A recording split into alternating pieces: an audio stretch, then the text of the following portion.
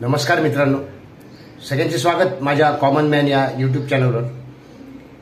मित्रांनो, सर्वात आधी सर्व नागरिकांनी स्वतःची काळजी घ्यावी, कारण मुंबईमध्ये पावसानं थैमान घातलेलं आहे। मुंबईमध्ये किंवा महाराष्ट्रातल्या अनेक भागांमध्ये मुसळधार पाऊस पडतोय। अनेक ठिकाणी पूर येत आहेत, काही ठिकाणी अपघातही झाले आहेत।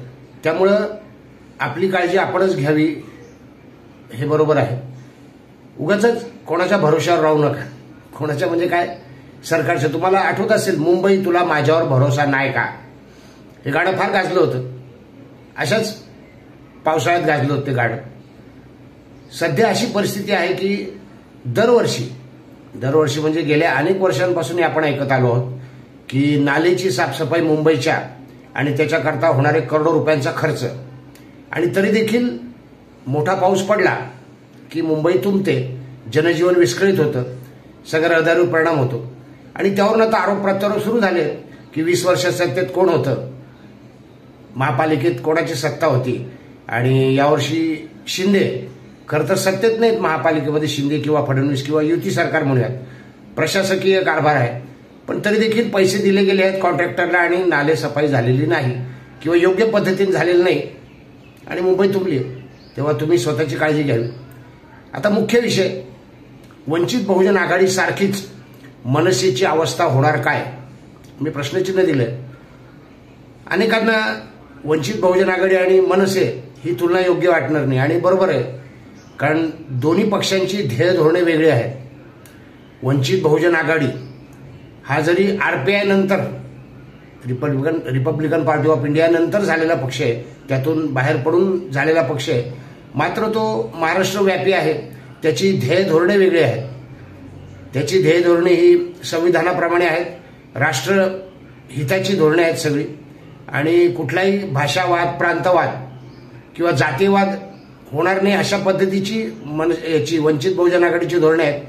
आणि मनसेची धोरणे वेगळी आहेत। मनसे आधी हिंदुत्ववादी म्हणूनच समोर आली, त्यानंतर यशही मिळालं मनसेला, कारण हिंदू हृदय सम्राट बाळासाहेब ठाकरे यांचा हिंदुत्ववाद मनसे देखील जोपासतेच। पण नंतर प्रांतवाद आणि भाषावाद देखील सुरू झाला, आणि आता मराठी भाषेचा जोर धरलेला आहे। मनसे देखील राष्ट्रीय पक्ष होऊ शकतो, पण सध्या तरी प्रादेशिक पक्ष आहेत हे आपल्याला माहिती आहे। आता मनसेची अवस्था वंचित सारखी कशी होणार, तुम्हाला माहिती, ही चर्चा सध्या सुरू आहे। दोन्ही भावांचं एकत्र येणं म्हणजे राजसाहेब ठाकरे कुठल्या परिस्थितीत बाहेर पडले होते हे त्यांनी सांगितलेलं आहे, आणि त्यांच्या बाहेर पडण्याचं कारणही उद्धव ठाकरे हेच होतं असं त्यांचं म्हणणं आहे की उद्धव ठाकरेंना पुढाकार दिला गेला, कार्याध्यक्ष बनवलं गेलं, आणि त्यासाठी मेहनत मात्र राज ठाकरेंनी घेतली होती। मात्र हिंदू हृदय सम्राट बाळासाहेब ठाकरे यांनी उद्धवजींची निवड केली। त्यानंतर मनसे वेगळा झाला, मग काही काळ शांत होते राजसाहेब ठाकरे, आणि राजसाहेब ठाकरेंनी मनसे हा पक्ष सुरू केला। सुरुवातीच्या काळात मनसेने चांगली घोडदौड केली होती, तुम्हाला माहिती आहे, नाशिक महापालिकेची सत्ता देखील मिळवली होती। सध्या मात्र मनसेची अवस्था तितकीच चांगली नाही। म्हणजे विधानसभेच्या निवडणुकीमध्ये जे झालं त्यात प्रत्यक्ष अमित ठाकरे देखील निवडून येऊ शकले नाहीत। याची कारणं काही असतील, मात्र रिझल्ट आहे की अमित ठाकरे निवडून येऊ शकले नाहीत, आणि त्यामुळे टीका होते की राज ठाकरेंना स्वतःचा मुलगा देखील निवडून आणता आला नाही। हे दोन्ही पक्ष म्हणजे वंचित बहुजन आघाडी आधी उद्धव ठाकरेंसोबत होती, निवडणुकीच्या वेळेला त्यांना कोणी बाजूला केलं हे सर्वश्रुत आहे, म्हणजे खड्यासारखं बाजूला ठेवलं। खरं तर प्रकाश आंबेडकर यांनी स्वतःहून उद्धव ठाकरे ज्यावेळी एकटे पडले होते त्यावेळी त्यांना मदतीचा हात पुढे केला होता, म्हणजे त्यांचा पक्ष फुटून शिंदे ज्यावेळी बाहेर पडले होते तेव्हा।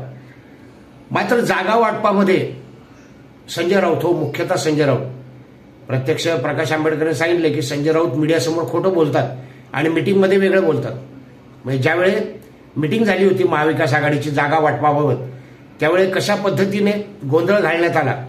बाहेर एक सांगण्यात आलं की वंचितला आम्ही इतक्या जागा देतो आहोत, मात्र वंचित इतक्या मागते आहे, असा एक संभ्रम, आणि शेवटी हेच झालं की वंचित बहुजन आघाडीला जागा मिळाल्या नाहीत। वंचित बहुजन आघाडी मनासारख्या जागा मिळाल्या नाही म्हणून बाजूला झाली, आणि पुन्हा ठपका प्रकाश आंबेडकर यांच्यावर झाला की प्रकाश आंबेडकर कोणाशी जुळवून घेत नाहीत। आहे ना गंमत. आता ही गंमत करणारा सूत्रधार कोण? संजय राऊत. होय, महाविकास आघाडी बनण्यामागे देखील संजय राऊतच आहेत. त्यावेळी जी मीडियामध्ये विधानं केली होती 19च्या निकालानंतर, त्यात प्रामुख्याने संजय राऊत आघाडीवर होते आणि महाविकास आघाडी बनवण्याचं स्वप्नही कदाचित त्यांचं असावं.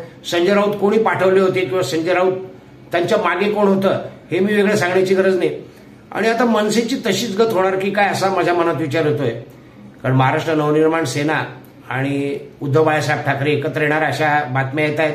सकारात्मक प्रतिसाद दिला जातोय असं म्हटलं जातंय मीडियातून. प्रत्यक्ष या दोन भावांची भेट आणि त्याबद्दलची चर्चा अजून झालेली नाहीये. अटी शर्ती काही पुढे आलेल्या नाहीयेत.